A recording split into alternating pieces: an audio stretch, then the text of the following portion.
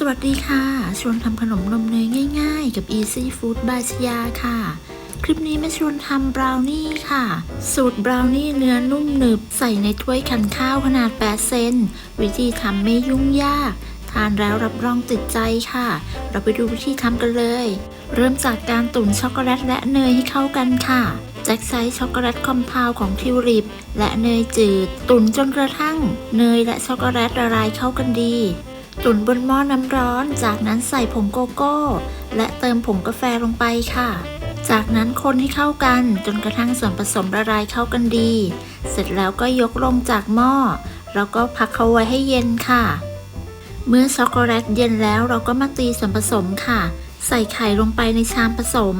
จะใช้เป็นไข่ไก่เบอร์2ค่ะจำนวน2ฟอง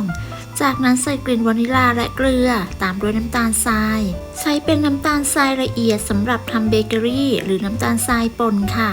จากนั้นเปิดสปีดความเร็วกลางตีส่วนผสมให้เข้ากันตีประมาณ1นาทีจากหยุดเครื่องและก็ปาดชามผสมค่ะ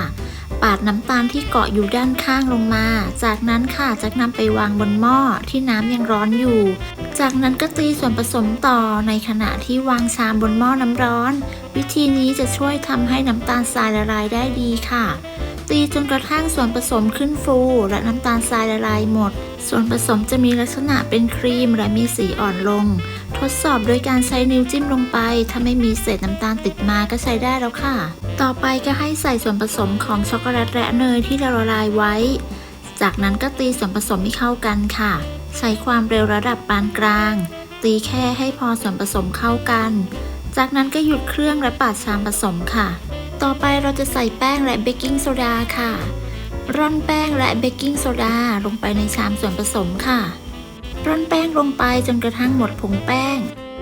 จากนั้นเปิดเครื่องแล้วก็ตีส่วนผสมให้เข้ากันตีจนส่วนผสมเข้ากันดีจากนั้นก็หยุดเครื่องแล้วก็ปาดชามผสมค่ะ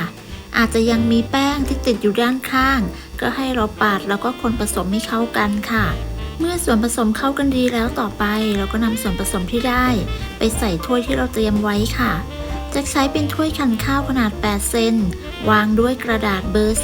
3220ค่ะตักส่วนผสมใส่ถ้วยแต่ละถ้วยจะใส่ในน้ำหนักประมาณ60กรัมค่ะหรือประมาณ3/4ของพิมพ์ตักส่วนผสมใส่ในถ้วยแล้วก็วางเรียงในถาดสูตรนี้จะทำออกมาได้ทั้งหมด8ถ้วยค่ะจากนั้นเคาะเบาๆเพื่อไล่อากาศต่อไปเราก็มาตกแต่งด้านบนค่ะจะตกแต่งด้วยช็อกโกแลตชิพค่ะ